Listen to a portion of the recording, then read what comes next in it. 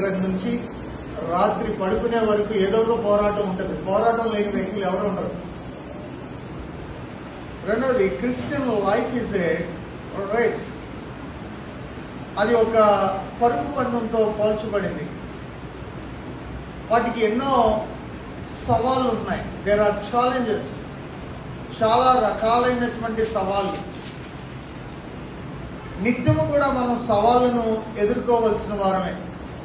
అవి ప్రత్యక్షంగా పరోక్షంగా ఎన్నో రకాలైనటువంటి సవాళ్ళు ఉన్నాయి. Challenges. It is not only warfare, ఉత్తరంగమే కాదు, పోరాటమే కాదు, ఛాలెంజెస్. మూడోది ఏమంటారంటే Christian life is a responsible life.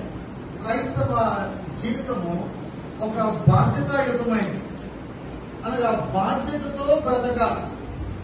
అంటే విశ్వాస జీవితం అంటే అందరిలాగా బ్రతకడం కాదు. అందుకని అంటారు, చచ్చిపోయిన చేపకు బతికిన చేపకు చాలా తేడా. చచ్చిన చేప నీటి ప్రవాహానికి కొట్టుకుని పోతుంది. బతికిన చేప నీటి ప్రవాహానికి ఎదురెక్కి.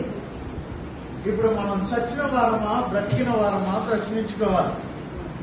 చచ్చిన వారం అయితే లోకానికి అనుగుణంగా కొట్టుకుపోతాం. లోకం ఎలాగెళ్తే మనం కూడా అలాగే వెళ్తాం.